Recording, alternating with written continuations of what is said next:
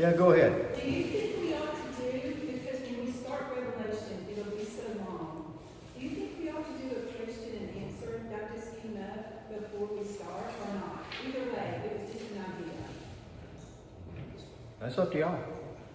We could think about it, talk about Yeah. it next week. Yeah. We'll stretch it out like 3 weeks. If we get a question and answer on Revelation before we get into it, it'll be 4, 5, or 6 weeks. Yeah. Yeah. But one of the things about the study is that questions are always welcome and open at any point. And that's one reason, along with the notebook that you're going to be getting for this, is that you can jot down for the next week or during the study questions that come up in your mind, and you would like to have those visited and answered. And I never have a problem. We'll go into that. And if I don't know the answer, we'll try to find it, or else I'll end up saying, I don't know. You know. I was just looking at the new people with our Q&A that he is our Yes, our Q&A is an opportunity for people in the class to ask biblical-based questions. There is no parameters other than asking about the Bible. I don't talk about the president, don't talk about the county commissioners, don't talk about the school board, we talk about the Bible. But any question is legitimate as long as it's based here, because this is going to be the final answer. And we've gone as far as 5 or 6 weeks at times. And so as we go through the book of Revelation, any question that you have is an appropriate question, because somebody else will also have that same question. They're just afraid to ask it. So we'll talk about it. We'll take it line by line, word by word, if necessary, as we go through the book, and try to bring as much understanding as we can to the book of Revelation. Okay? What happened this time of season? Do what? Nothing. That's what I figured. Yeah. You come up with your scriptures, I got mine. The church is going when he shows up. Yeah, yeah. So, we're picking up in chapter 18. And from verse 12 of chapter 18 through chapter 19, verse 16, we have the record of Jesus' trial. And quite a lengthy passage that we're looking at here. So we'll go through it. So when Jesus had finished praying, well, we did that, we covered that. Verse 12. Had found a place again. Then the detachment of soldiers with its commander and the Jewish officials arrested Jesus. Now remember, he allowed them to do this, because when they said, who he asked them, who you're looking for? And they said, Jesus of Nazareth. He said, I am he, and flattened the whole group. If you look back, you'll see verse 5, verse 6. So he allowed them to arrest him. They bound him and brought him first to Annas, who was the father-in-law of Caiaphas, the high priest that year. Caiaphas was the one who had advised the Jews that it would be good if one man died for the people. Now, there's been a lot written and talked about as to the unfairness of the trial of Jesus and who oversaw his arrest, whether it was the Jews or the Romans. Suffice it to say that this was all choreographed by the Jews, the Romans, through Satan. He used both. And I don't know that you could put on the scale to say who was more guilty, really. Both of them were guilty. Now, and all of this was, as Jesus said back in Luke chapter 22, verse 53, the power of darkness. They came at Jesus at night, probably around midnight. And this was literal and spiritual darkness. Luke 22, verse 53 talks about the power of darkness. Matthew 21, 38 and 39 talks about killing the owner of the vineyard. So this is what they were out to do. Now, the question comes up is, why did they take Jesus to Annas first instead of Caiaphas, as Caiaphas was the high priest? Why did they do that? Annas wasn't the high priest, Caiaphas was. Chain of command? Chain of command? Somewhat like that, yeah. A little history here. Annas was appointed high priest around 6 AD by Quirinius. Now you remember him, he's the guy that was the governor of Syria when Jesus was born, Luke chapter 2, verse 2. Now this appointment was supposed to be a lifetime appointment. Numbers chapter 35, verse 25 talks about this and says as much. However, the predecessor of Pilate, a gentleman named Valerius Gratus, deposed Annas in AD 15. He didn't want anybody staying in any position for a long period of time. He wanted to keep it rotating. That way he could kind of keep it confused and keep control over everything. He deposed Annas in AD 15. And now Annas wasn't, he wasn't a saint to begin with. So there may have been a number of reasons that Valerius deposed him. Then Caiaphas became a high priest in AD 18. Now, the interesting thing here is that because Rome deposed Annas and not the Jews, he retained the honor and respect of the temple leadership. The Jews hated the Romans, so when they took him out, as far as they were concerned, Annas was still a high priest, chain of command. He was still in the background, but they wanted to go to him first. And Caiaphas was his son-in-law. So he had a lot of authority in the background. And Caiaphas was his son-in-law, so he pulled Caiaphas' strings. He had the power and had the respect of the people more than Caiaphas did. So that's why they took Jesus to Annas first. Now, nothing is recorded of this interaction. The mob wanted Annas' stamp of approval as another persuasion to Caiaphas, probably. And if any of the Sanhedrin might object, remember we're going to read on in the future, into John, Nicodemus, and Joseph. Joseph actually voted against crucifying Jesus. That's a little tidbit of this that we often just read over and don't think about. So they went to Annas first to get his stamp because he was the accepted power behind Caiaphas. And it's interesting to think about that because never underestimate the cleverness of sinners to advance their evil schemes to attack Jesus and his followers.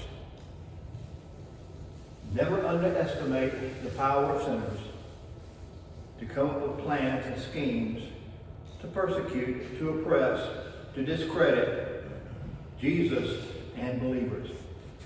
And as we live in the days in which we live, we need to be very mindful of this. Now, John reminds us that it was Caiaphas who had hatched the plan back in chapter 11, verse 49 and 50, that it would be good if one man died for the people. Also, you remember when early on in the Gospel of John, Jesus may have been the one who messed up Caiaphas' money scheme. Chapter 2, verses 13 through 16, because it was Caiaphas who allowed the sale of animals in the temple courts. Originally, they had not been doing that. Caiaphas persuaded the Sanhedrin to do it, so he had a money scheme going on. Remember, Jesus said of that when he overturned the tables. He said, "You've turned my Father's house into a den of robbers."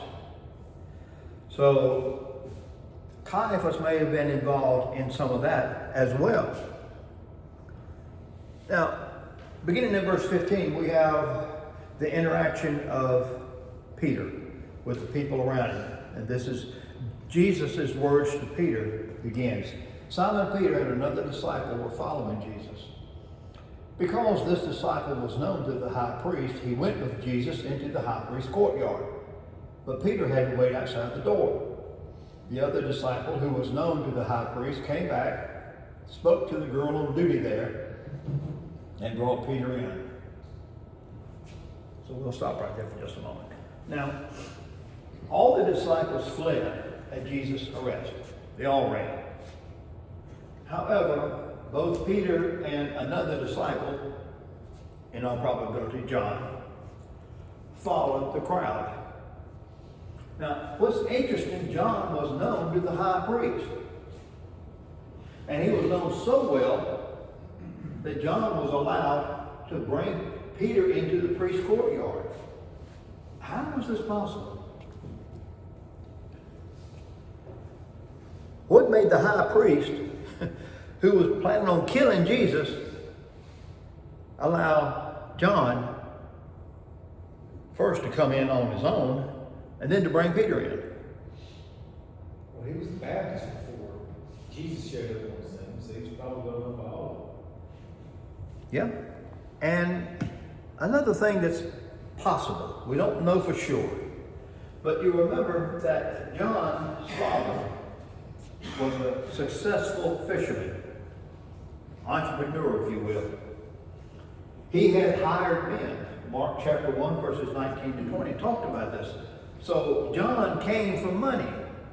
How much money, we don't know, but evidently, probably more wealthy than some of the other disciples. So there may have been a business connection between John's family, maybe not John personally, but John's family, and the high priest. Don't know for sure, but some of the commentators note that that is a possibility. But John was known to the priest and evidently in good standing. You ever heard the phrase money talks? This could be an example of that money talked. The high priest may not even like John, but he won't want to mess up his business deal with John's father. Possibly.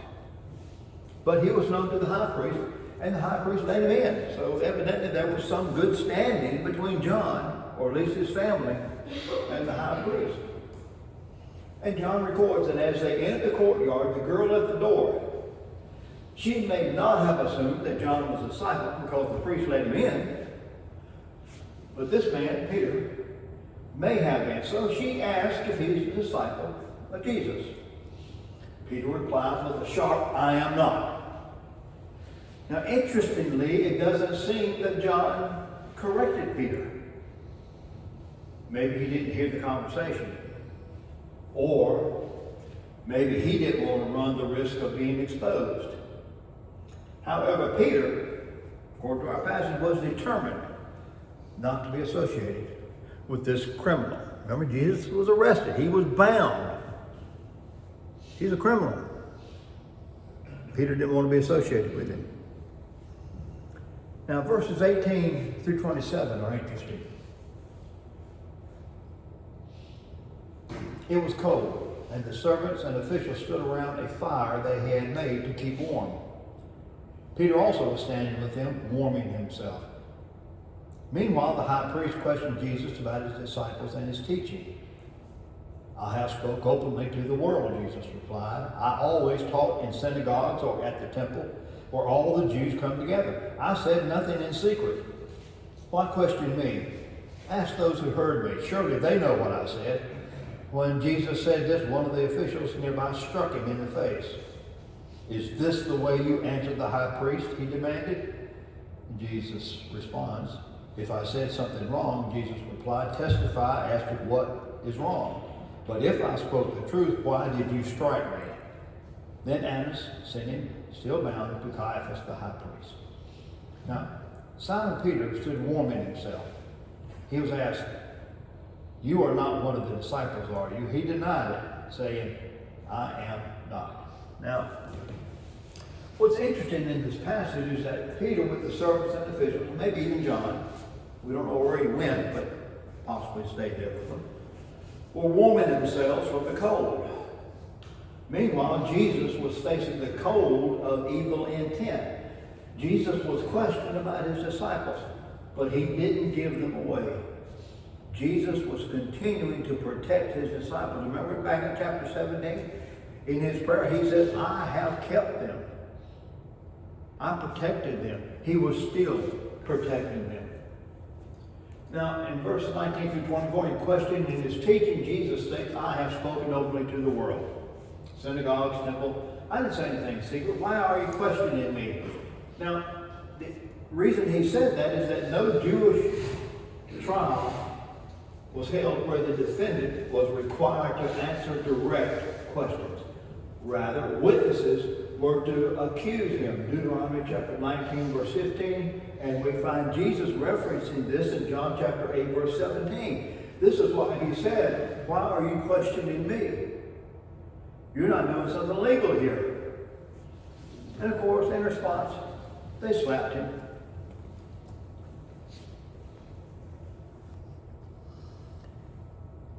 Even the witnesses during this time that were presented, Mark chapter 14, verses 55 through 65, give us the account of this. They couldn't agree. And the charges of verse 58, Matthew chapter 26, verse 61, couldn't be agreed upon. Those charges was where they said, "I remember him saying, 'Destroy this temple and I will rebuild it in 3 days.'" None of the other synoptics record this. It is only John's gospel that records Jesus saying this. So when it was brought up in Matthew and Mark, Jesus did say it. It's recorded in the Gospel of John. But even those charges couldn't be agreed upon by the people who were bringing them against Jesus. Finally, Caiaphas asked him, "Are you the Christ, the Son of the Blessed One?" And Jesus, it was a direct question. And Jesus finally settles it. "I am." And this seals it for Caiaphas. And here is where Mark chapter 14, really, the physical beatings of Jesus begin, verse 65.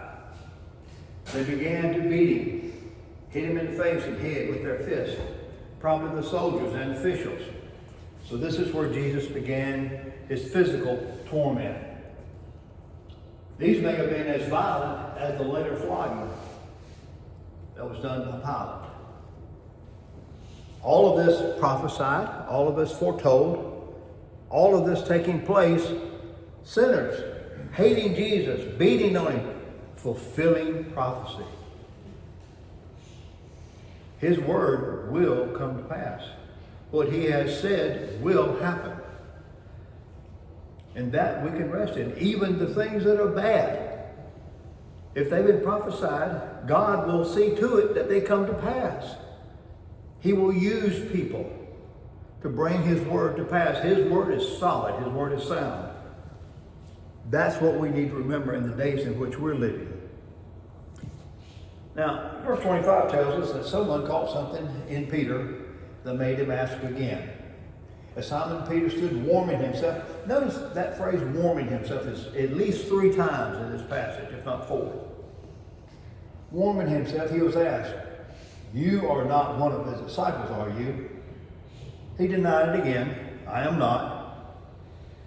Now, verse 26, it seems that Peter is caught dead to rights, because verse 26 tells us that one of the high priest's servants, a relative of the man whose ear Peter had just cut off, challenged him. "Didn't I see you with him in the olive grove?" Malchus, he had a relative. Peter took his sword out, whacked off his ear. So Peter seems to be caught dead to rights here. Now, John politely says Peter answered and denied it. If you read Mark chapter 14, verse 71, Peter answered very calmly. He started cursing and calling curses down on himself. He was going to make sure in every verbal way he could that he did not know this man. He was not one of his people. Now, verse 27 gives to us John's point in describing this. Again, Peter denied it, and at that moment, a rooster began to crow.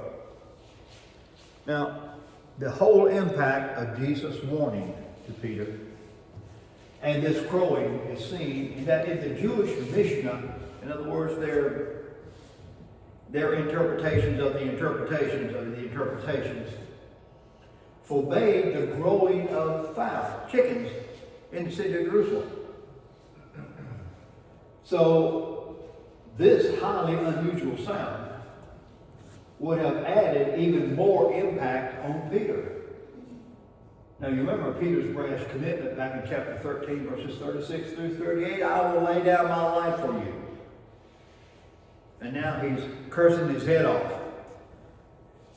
that I don't know the man. Peter's self-confidence came back to bite him in a serious way here. You ever been in a similar circumstance? We talked about it back then where our mouths would write a check that our hearts couldn't cash. Here's Peter right here.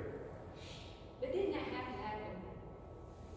Or was that just free will Peter was not denying? It had to happen. As far as Peter's concerned, yes, it was free will. As far as God's concerned, I'm telling you what you're going to do. You know, so it was, yes, it was going to happen. Jesus said, "This is what you're going to do." Now, how many times has God let us know what we're going to do, and we try to tell God, "No, I ain't." Maybe not as same as this, but there's times when we felt impressed by God to do something or say something, and we said, "I ain't going to do it." Talk to Jonah. Yeah, talk to Jonah. Just say, go. Jonah was a real fisherman, you know. Yeah. Jonah, Elijah, hiding in the cave. I'm the only one, Lord. Ain't nobody likes me, nobody loves me, you know. And the Lord told him, go back. I got 7,000 people who haven't bowed the knee to Baal. Go back. Who do you think I am, is what he's saying to Elijah. And the same thing for us. Who do you think I am when we're in the midst of things and we feel like God can't do a thing and God can't help us? Now, the question, did Peter lose his relationship with Jesus? No. He failed. For sure, he failed. But at conviction, Luke chapter 22, verse 61, Jesus looked straight at him. It'd been amazing that all that was going on with Jesus in that moment, when that rooster crowed, he knew Peter had done what he said Peter was going to do, and turned around and dead-eyed him. He knew where Peter was standing. All of that. And Peter realized his failure and he repented. Now, Jesus wasn't through with Peter yet. We'll see this later on in chapter 21. But Peter realized what he had done. And he repented. Now, it's interesting, he didn't turn around and try to undo what he had done. He didn't go back and say, no, I'm really a disciple. He didn't do that. So he didn't say the server baby.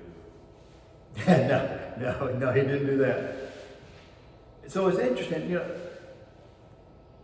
and I know, because I've sat in sermons where preachers have preached that once you get saved, you got to go back and try to undo everything you'd ever done wrong.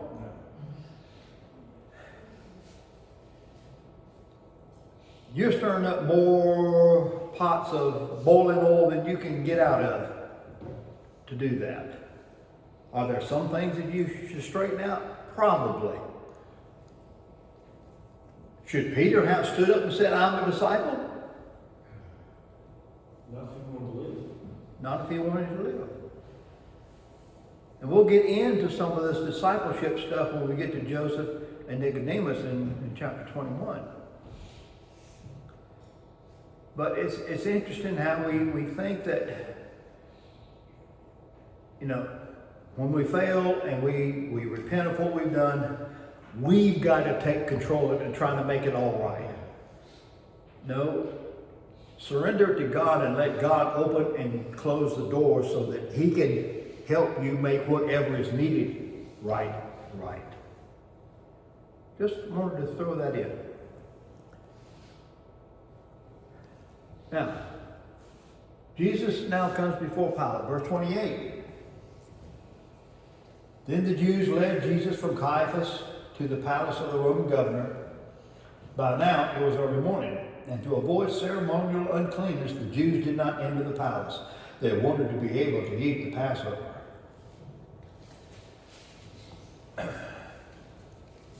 John doesn't give us any further detail of Jesus before Caiaphas. Annas had had to say, Caiaphas, now secretary to John, the next major actor in this passage in the trial and crucifixion of Jesus is Pilate. Now, John devotes a great deal of space. Verse 28 of chapter 18 through chapter 19, verse 15. And really there are 7 stages to this encounter between Jesus and Pilate. And as one reads these, it's clear that Pilate was the one on trial. Jesus will show that he is in full control of this trial as he goes into it.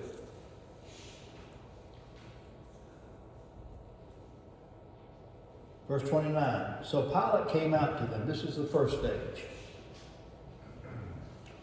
Pilate came out to them and asked, what charges are you bringing against this man?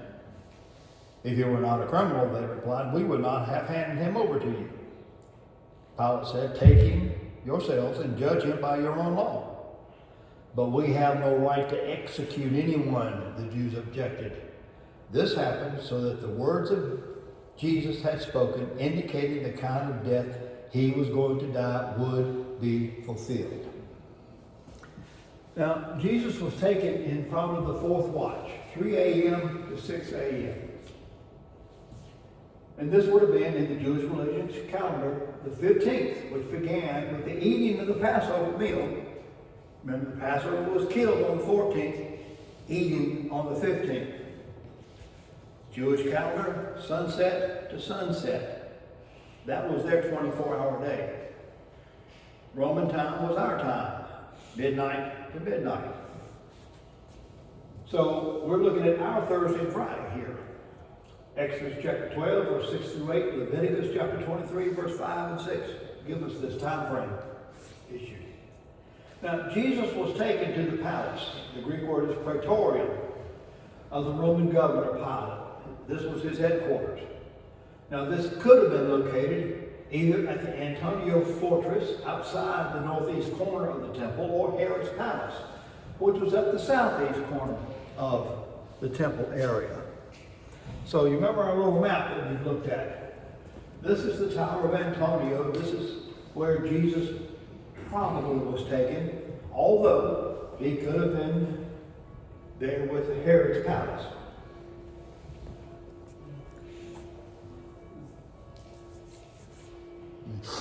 Give me a couple minutes here.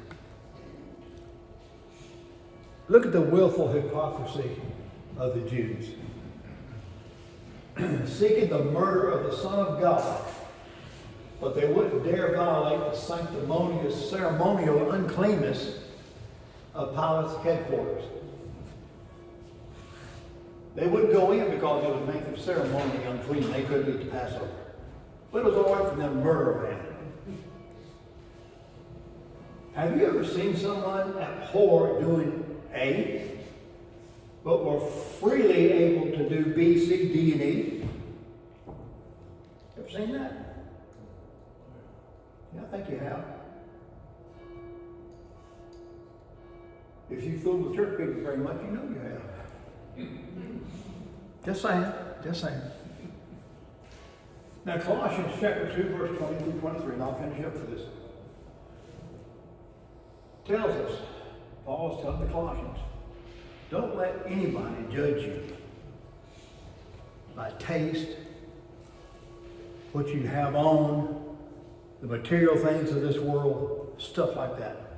Touch not, taste not, all these other things. Here's an example of that. We can't go in there. That's a bad place. But we're going to murder the Son of God. And that's okay. The willful, sanctimonious evil of these people. All right. We'll pick this up again next week. Like I said, probably finish the book maybe Father's Day. Thank you.